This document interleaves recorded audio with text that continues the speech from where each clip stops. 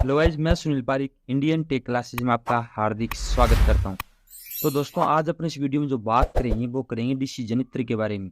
DC जनित्र के लगभग अपन 264 question कर चुके हैं और इस वीडियो में 265 नंबर से अटक करने वाले हैं। तो वीडियो को शुरुआत से लेकर अंत तक देखना है। मैं पूरा एक्सप्लेन करने वाला हूँ प्रत्येक क्वेश्चन के बारे में कि किस प्रकार उत्तर आएगा और क्यों आएगा। ठीक है, तो चलते हैं अपने वीडियो पर। तो देखिए, आज का जो पहला क्वेश्चन है मेरे पास वो क्या है। डीसी जनित्र में बड़े धाराओं का निर्माण करने के लिए कौन सी वाइंडिंग को सामान्य रूप से चयन करते हैं।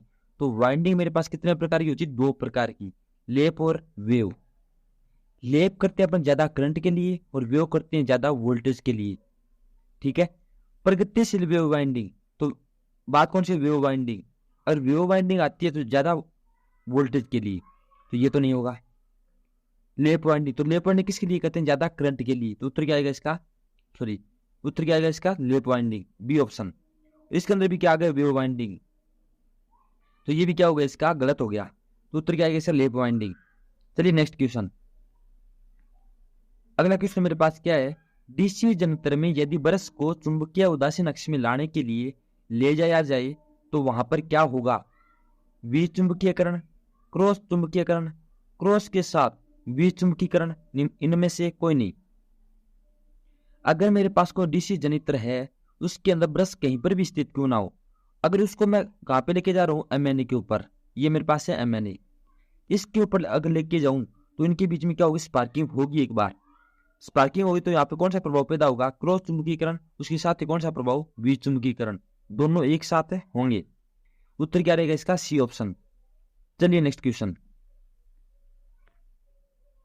अगला क्वेश्चन मेरे पास क्या है। एक डीसी जनित्र के ध्रुवता को खालिस्तान के द्वारा बदला जा सकता है। क्षेत्र धारा को उल्टा करके, क्षेत्र धारा को बढ़ाकर, क्षेत्र धारा के साथ साथ रोटेशन की दिशा को बदलकर, इनमें से कोई भी।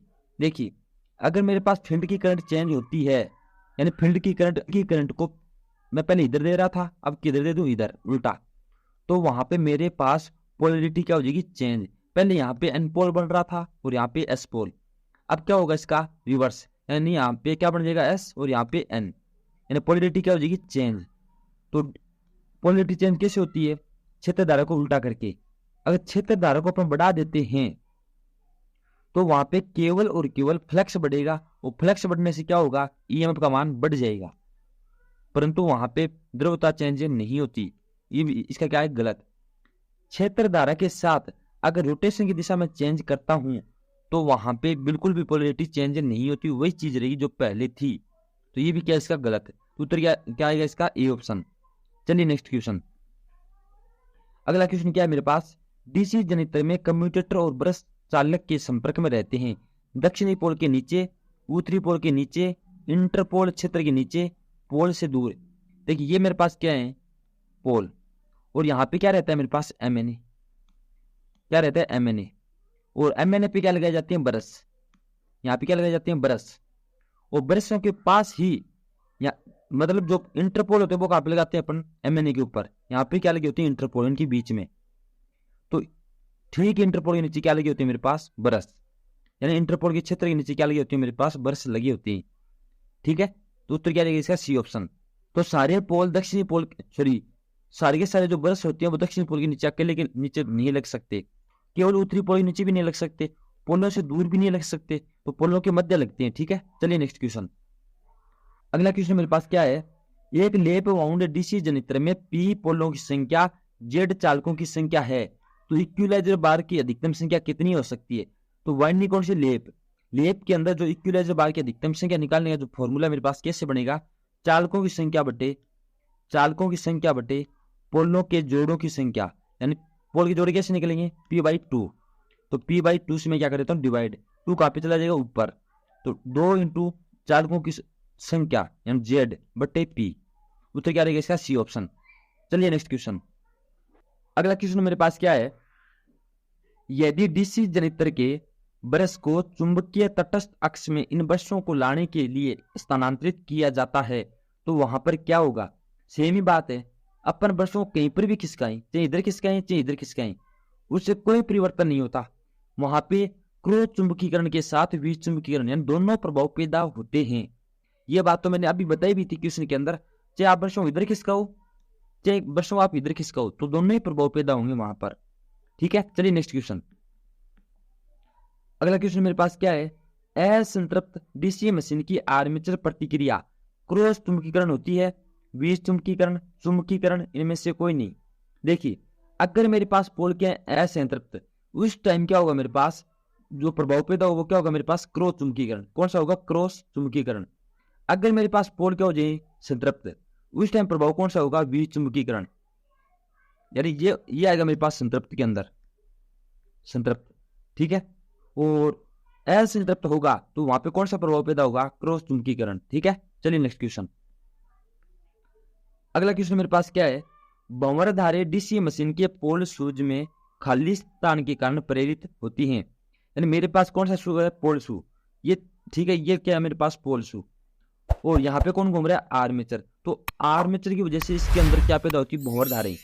ठीक है, दोलन चुंबकीय क्षेत्र की वजह से। तो यहाँ पे कोई भी दोलन प्रकार का मैग्नेटिक फील्ड नहीं होता। तो यहाँ पे मैग्नेटिक फील्ड बदलने वाला क्यों ना हो, जब तक नहीं होगा जब तक इसको काटेगा नहीं। तो कटेगा कैसे, जब गति होगी। तो दोलन चुंबकीय क्षेत्र की वजह से वहां पे पैदा नहीं होती। अगर कौन है, स्पंदित चुंबकीय क्षेत्र की वजह से। स्पंदित मतलब बार बार चुंबकीय क्षेत्र कम ज्यादा हो रहा है, ना कि पोलैरिटी चेंज हो रही चुंबकीय क्षेत्र की, तो उससे भी वहां पे भंवरधारें पैदा नहीं होती। क्षेत्र और आर्मेचर के बीच रिलेटिव रोटेशन की वजह से, यानी मेरे पास जो ये वाला भाग है यानी फील्ड, यहाँ पे क्या लगी होती है, फील्ड। फील्ड और ये है मेरे पास आर्मेचर, इन दोनों के बीच में सापेक्ष गति होगी तो वहां पे क्या पैदा होगा, एक मैग्नेटिक फील्ड पैदा होगा। क्योंकि फैराडे क्या बोलता है, d∅dt, यानी समय के साथ फ्लक्स में परिवर्तन होना चाहिए, तभी वहां पे बल कहीं कटेगी और यहाँ पे पैदा होगा। तो इसका उत्तर क्या रहेगा, सी ऑप्शन। चलिए नेक्स्ट क्वेश्चन। अगला क्वेश्चन मेरे पास क्या है, डीसी मशीन में शॉर्ट सर्किट क्षेत्र कॉइल का परिणाम क्या होगा। फॉर एग्जाम्पल ये मेरे पास क्या है, कोई कॉइल है, फील्ड कॉइल, ये क्या होगी, यहां से शॉर्ट होगी। तो शॉर्ट होगी तो तब क्या होगा, जलती हुई विद्युत रोधन की गंध, मतलब शॉर्ट हो रही है इसका मतलब विद्युत रोधन इसका जलेगा तो मुझे गंध आएगी। इसका ये ऑप्शन क्या सी है। असंतुलित चुंबकीय पुल कंपन उत्पन्न करता है, यानी जब जलेगी तो यहाँ पे मैग्नेटिक फील्ड कम और ज्यादा होगा बार बार, इसकी वजह से वहां पे कंपन पैदा हो जाएगी मशीन के अंदर। तो ये भी क्या है, सी। उत्पन्न वोल्टेज की कमी, जिससे वोल्टेज बनाए रखने के लिए उत्तेजन को बढ़ाया जाना चाहिए, यानी कि मेरे पास ये जलेगी तो टर्नों की संख्या क्या हो जाएगी, कम। अगर टर्नों की संख्या कम हो गई तो फाई का मान कम, फाई का मान कम, इसका मतलब ईएमएफ का मान भी कम। इसका मतलब उत्पन्न वोल्टेज में क्या आ जाएगी, कमी। इसलिए मुझे क्या बढ़ानी पड़ेगी, करंट बढ़ानी पड़ेगी। तीनों ऑप्शन क्या है इसके, सही। तो उत्तर क्या आएगा इसका, डी ऑप्शन। चलिए नेक्स्ट क्वेश्चन। अगला क्वेश्चन मेरे पास क्या है, समय के साथ परिवर्तित होने वाले फ्लक्स से उत्पन्न विद्युत वाहक बल को कौन सा नियम प्रदर्शित करता है। एम्पियर का नियम, फैराडे का नियम, लेंज का नियम, ओम का नियम। देखिए अगर मेरे पास कोई भी फ्लक्स परिवर्तित हो रहा है किसके साथ, समय के साथ, यानी कि d∅dt, यानी समय के साथ फ्लक्स में परिवर्तन, ये नियम है फैराडे का नियम। किसका नियम है, फैराडे का। उत्तर क्या आएगा, फैराडे। लेंज का नियम ये नहीं है, एम्पियर का नियम भी ये नहीं है। एम्पियर नियम पारिस्थितिक लाइनों में लागू होता है। लेंज का नियम जो जिसके कारण पैदा हुआ है उसी का क्या करता है, विरोध। ओम का नियम रेखीय परिपथों में लागू होता है, केवल प्रतिरोधी परिपथों में। ठीक है, चलिए नेक्स्ट क्वेश्चन।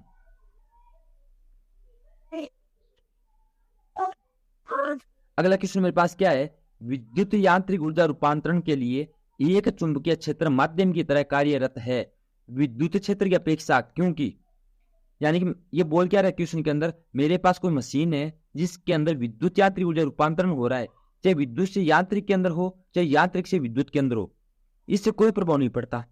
ठीक है, ये बात तो आप ध्यान रखें। तो वहां पर विद्युत क्षेत्र की अपेक्षा किसका उपयोग किया जा रहा है, मैग्नेटिक फील्ड का। क्यों, विद्युत क्षेत्र में संग्रहित ऊर्जा गणितों के लिए व्यवहारीय क्षेत्र सामर्थ्य निम्न होती है। अगला ऑप्शन क्या है, विद्युत क्षेत्र रोधन समस्या प्रदर्शित करता है। विशिष्ट पराविद्युतिक हानि की अपेक्षा विशिष्ट चुंबकीय हानि अधिक होती है, इनमें से कोई नहीं। तो मैं आपको चारों ऑप्शन बताने की कोशिश करता हूं तो ध्यान दीजिएगा आप। ये तो नहीं आएगा इसका। देखिए विशिष्ट पराविद्युतिक हानि की अपेक्षा विशिष्ट चुंबकीय हानि अधिक होती है, यह बात क्या है इसकी, गलत है। मैग्नेटिक की हानि कम होती है किसकी अपेक्षा? पैरा विद्युतिक हानि की अपेक्षा। पैरा विद्युतिक हानि ज्यादा होती है किसकी वजह से? टाइम की वजह से। अगर टेम्परेचर बढ़ता है समय के अनुसार ज्यादा, तो वहां पे क्या होगा? मेरे पास पैरा विद्युतिक हानि की मात्रा बढ़ जाएगी। ठीक है, तो अगर चुंबक हुई तो वहां पे इस प्रकार का सिस्टम नहीं होगा, वहां पे लॉस नहीं होता, ये वाला पैरा विद्युतिक लॉस नहीं होता। अगला देखिए, बी ऑप्शन क्या है? गलत। ये भी बता देता हूं, यानी विद्युत क्षेत्र रोधन समस्या प्रदर्शित करता है, ये बात गलत है। ये विद्युत रोधन समस्या प्रदर्शित नहीं करता। अगर विद्युत क्षेत्र हुआ तो वहां पे मेरे पास क्या आ जाएगी? चालकता बढ़ जाएगी। क्या हो जाएगी? चालकता ज्यादा हो जाएगी। ये भी गलत है। अगला उत्तर क्या इसका? A option. ये भी बता देता हूं, यानी विद्युत क्षेत्र में संग्रहित ऊर्जा घनत्व के लिए व्यवहारीय क्षेत्र सामर्थ्य निम्न होती है। यानी कि विद्युत क्षेत्र की सामर्थ्य वो क्या होती है? कम होती है किसकी अपेक्षा? मैग्नेटिक फील्ड की अपेक्षा। क्यों? क्योंकि विद्युत क्षेत्र के अंदर पैरा विद्युतिक का प्रभाव पड़ता है, परंतु मैग्नेटिक फील्ड पैरा विद्युतिक से कोई प्रभावित नहीं होता। उत्तर क्या आएगा इसका? A option. चलिए नेक्स्ट क्वेश्चन। अगला क्वेश्चन मेरे पास क्या है? विद्युत यांत्रिक ऊर्जा रूपांतरण तंत्र में विकसित विद्युतिक चुंबकीय बल उस दिशा में कार्य करता है जो परिवर्तित होता है नियत फ्लक्स पर संग्रहित ऊर्जा बढ़ाने के लिए, नियत फ्लक्स पर संग्रहित ऊर्जा घटाने के लिए, नियत एमएमएफ पर सह ऊर्जा घटाने के लिए, नियत एमएमएफ संग्रहित ऊर्जा घटाने के लिए। देखिए, अगर मेरे पास कोई भी मशीन है, उसके अंदर कोई भी ऊर्जा रूपांतरण हो रहा है, तो वहां पे जो मेरे पास फ्लक्स रहेगा वो क्या रहना चाहिए? नियत। और जब नियत रहेगा तो वहां पे लॉसेस की वजह से ऊर्जा का मान घट जाएगा। ठीक है, तो उत्तर क्या आएगा इसका? B option. चलिए नेक्स्ट क्वेश्चन। अगला क्वेश्चन क्या है? एक रेखीय विद्युतिक चुंबकीय परिपथ के लिए निम्नलिखित कथन सत्य है। क्षेत्र ऊर्जा सह ऊर्जा के बराबर होती है, क्षेत्र ऊर्जा सह ऊर्जा की अपेक्षा अधिक होती है, क्षेत्र ऊर्जा सह ऊर्जा की अपेक्षा कम होती है, सह ऊर्जा शून्य होती है। यानी कि जितनी ऊर्जा आई है उतनी ऊर्जा वापस जाएगी, यानी कि ऊर्जा कभी भी खत्म नहीं होती, बराबर रहती है दोनों ऊर्जाएं। तो क्षेत्र ऊर्जा सह ऊर्जा क्या रहेगी? बराबर। हाँ, वो बात अलग है कि वो उसमें ऊर्जा में चेंज हुई है या कोई अन्य ऊर्जा में चेंज हुई है। उत्तर क्या रहेगा इसका? ये ऑप्शन। चलिए नेक्स्ट क्वेश्चन। अगला क्वेश्चन क्या है? विद्युतिक यांत्रिक ऊर्जा रूपांतरण यंत्र में उत्पन्न टॉर्क निर्भर करता है। टॉर्क क्या होता है? घूमने वाला बल। किस चीज पर डिपेंड करेगा? स्टेटर क्षेत्र की सामर्थ्य और टॉर्क कोण के ऊपर। अगला क्या है? स्टेटर क्षेत्र और रोटर क्षेत्र की सामर्थ्य दोनों पर। अगला क्या है? स्टेटर क्षेत्र रोटर क्षेत्र की सामर्थ्य उसके साथ ही टॉर्क के ऊपर। केवल स्टेटर क्षेत्र की सामर्थ्य है। देखिए, स्टेटर क्षेत्र का जो बल होता है, फोर्स, उसके ऊपर भी डिपेंड करता है। और ये कमजोर रह गया तो भी टॉर्क ज्यादा बन नहीं पाएगा। अगर रोटर क्षेत्र या टॉर्क कम रह गया तो भी नहीं बनेगा। अगर टॉर्क का कोण कम रह गया तो भी टॉर्क अच्छा नहीं बनेगा। यानी कि फॉर्मूला क्या होता है? टी समानुपाती फाई आई ए कोस थीटा। पर यहाँ पे क्या रहेगा? Sine theta. क्या रहेगा? Sine theta. यानी कि एक फॉर्मूला आपने पढ़ा B L B sine theta, यानी कोई भी चीज के अंदर जो बल लगता है वो साइन थीटा के समानुपाती होता है। ठीक है, जितना ज्यादा कोण है उसी को डिपेंड करता है कौन? बला घूर्ण, टॉर्क।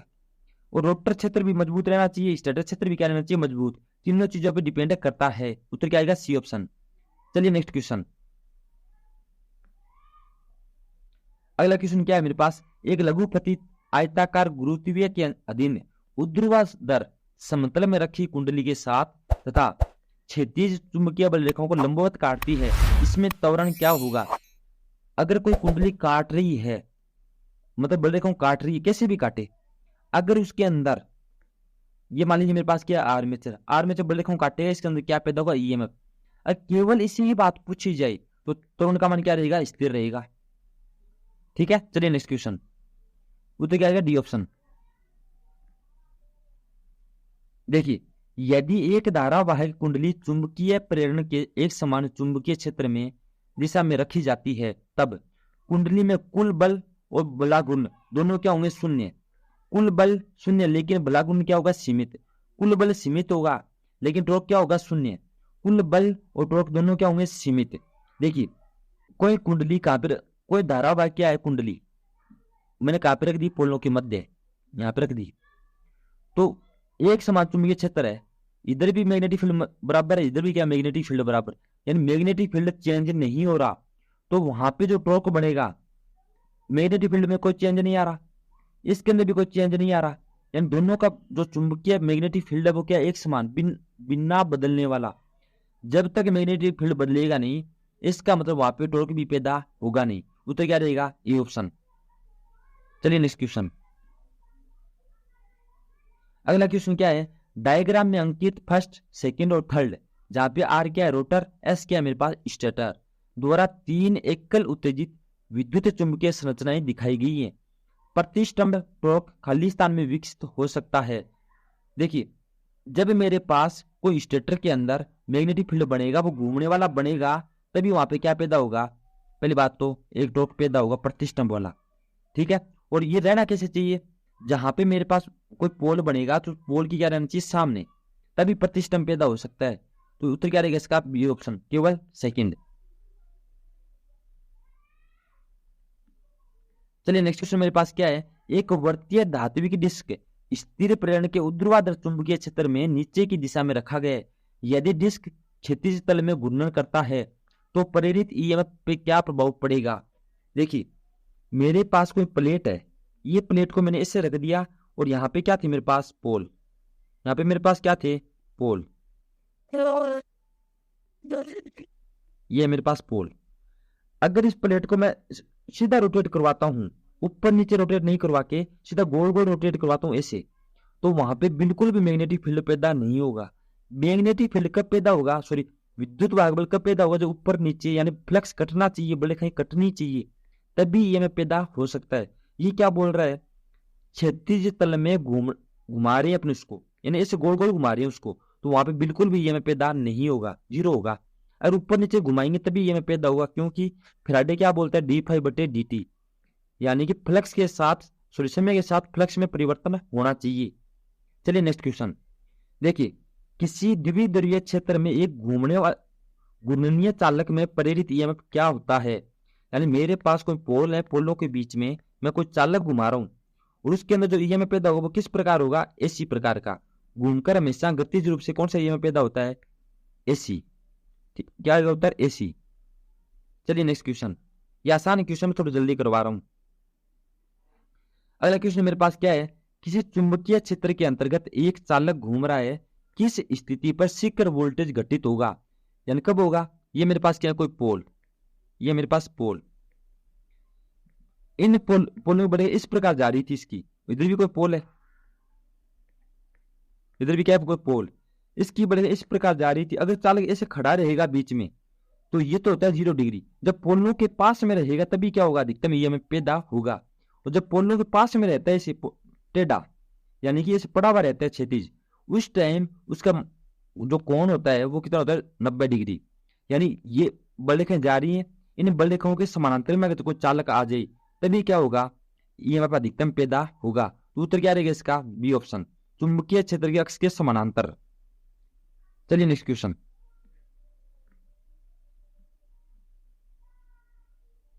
अगला क्वेश्चन मेरे पास क्या है? एक समान चुंबकीय क्षेत्र में घूर्णन कर रही कुंडली में प्रेरित विद्युत वाहक बल अधिकतम होगा जब कुंडली के साथ अधिकतम फ्लक्स लिंकेज होगा, फ्लक्स लिंकेज के परिवर्तन की दर न्यूनतम होगी, फ्लक्स लिंकेज के परिवर्तन की दर उच्चतम होगी, कुंडली सिरा चुंबकीय फ्लक्स कटने की दर न्यूनतम होगी। देखिए, अधिकतम ये तभी पैदा होगा जब मेरे पास वहां पे जो बल के कट रही है अधिकतम कटे। क्या कटे? अधिकतम। अब कटेगी कब? जब किसके अंदर परिवर्तन होगा? फ्लक्स के अंदर। अगर ज्यादा हुआ तो ज्यादा ये पैदा होगा, अगर कम हुआ तो कम पैदा होगा। ये क्या पूछ रहा है? अधिकतम पूछ रहा है।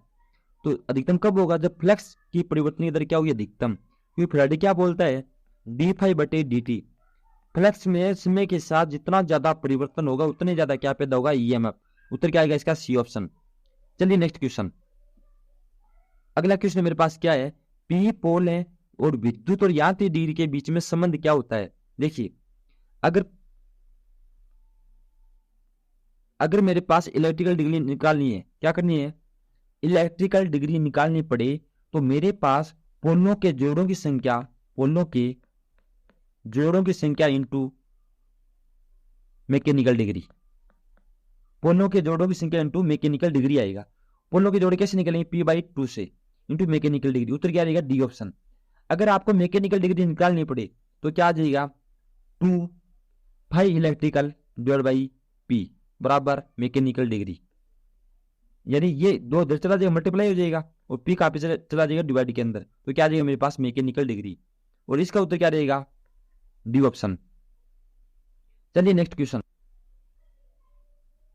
अगला क्वेश्चन क्या है, एक डीसी मोटर में वायु हानियां यानी विंडेज लॉस खालिस्तान के समानुपाती होती हैं। अब विंडेज लॉस कब होंगे, जब घूमेगा, घूमेगा कौन, आर्मेचर, यानी आर्मेचर की गति के वर्ग के क्या होते हैं, समानुपाती। फ्लक्स तो डिपेंड नहीं होता, आपूर्ति वोल्टेज पे डिपेंड नहीं करता, वोल्टेज भी डिपेंड नहीं करता, घूमने से ही वहां पे कौन सा लॉस होता है, विंडेज लॉस। तो आर्मेचर घूमता है तो केवल और केवल वायु हानियां कहाँ पे होती हैं, केवल आर्मेचर में, और लो हानियां भी आर्मेचर के अंदर ही होती हैं। चलिए नेक्स्ट क्वेश्चन। अगला क्वेश्चन क्या है, निम्नलिखित में कौन सी घूर्णन मशीन में परिवर्तनशील हानियां होती हैं। देखिए ऑप्शन ले लेते हैं पहले,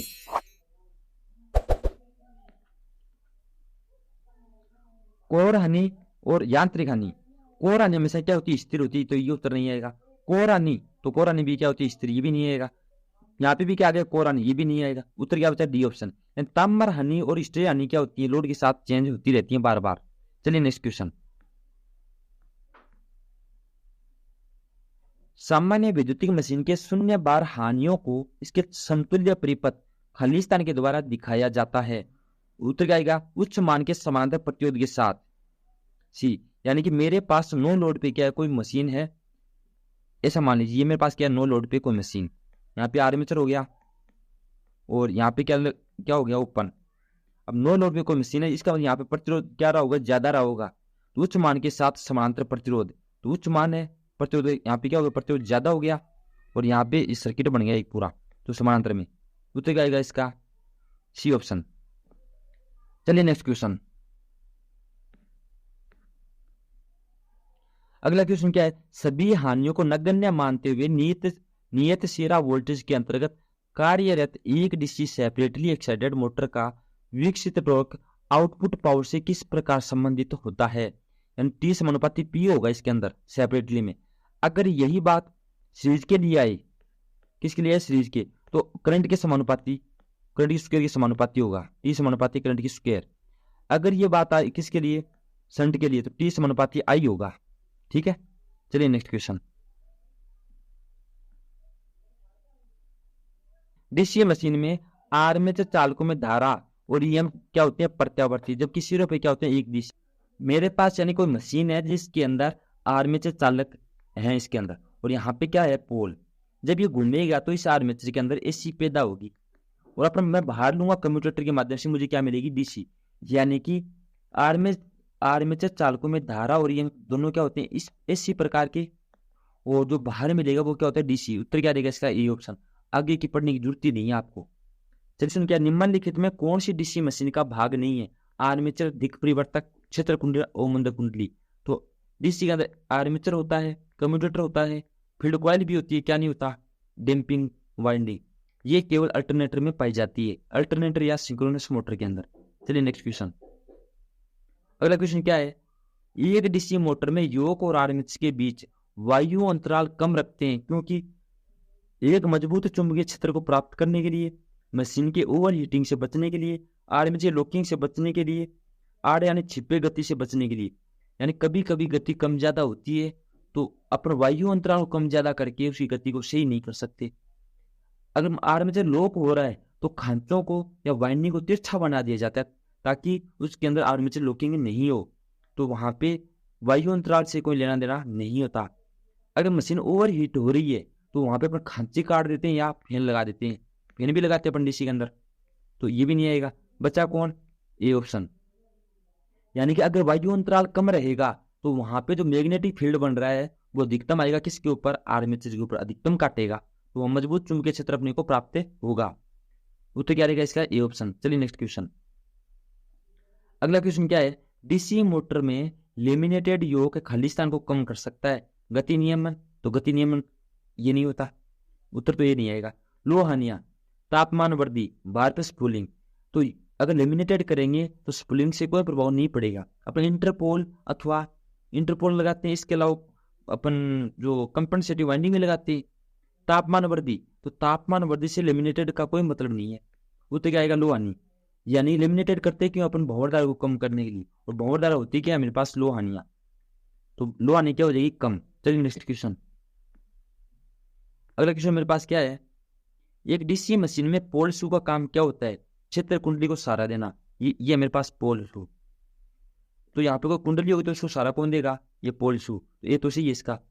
चुंबकीय पथ के प्रतिष्ठम को कम करना, यानी जो चुंबक जा रही थी इससे पहले अगर ये पोल शू मैंने लगा दिया तो चुंबक बढ़िया ढंग से जाएगी, बीच में बातें कम आएंगी, तो ये भी क्या है सही। वायु अंतराल में एक समान फ्लक्स वितरण प्राप्त करने के लिए फ्लक्स को फैलाना, तो काम क्या है इसका, फ्लक्स को फैलाने का काम किसका है, पोल शू का, ये भी कैसे सही। उत्तर क्या रहेगा इसका, डी ऑप्शन। चलिए नेक्स्ट क्वेश्चन। अगला क्वेश्चन क्या है, डीसी मशीन के पोल सामान्यतः खाली स्थान के लिए पटलित किए जाते हैं, स्पंदन हानि को कम करने के लिए, आर्मेचर प्रतिक्रिया कम करने के लिए, लो बार कम करने के लिए, अधिक उष्मा क्षय करने के लिए। देखिए पटलित क्यों करते हैं अपन, भंवर धारा को कम करने के लिए। भंवर धारा क्या होती है, लो हानि, तो उत्तर क्या आएगा, सी ऑप्शन, लो हानि को कम करने के लिए, अभी बताया था आपको। चलिए नेक्स्ट क्वेश्चन। अगला क्वेश्चन क्या है, एक डीसी मशीन का आर्मेचर खालिस्तान का बना होता है, चालकीय पदार्थ का, रोधक पदार्थ का, एलओए पदार्थ का, सिलिकॉन स्टील का। तो ये तो सोचने की बात नहीं, सभी सिलिकॉन स्टील की ही बनी होती है, तो ये सभी में सिलिकॉन स्टील आएगा।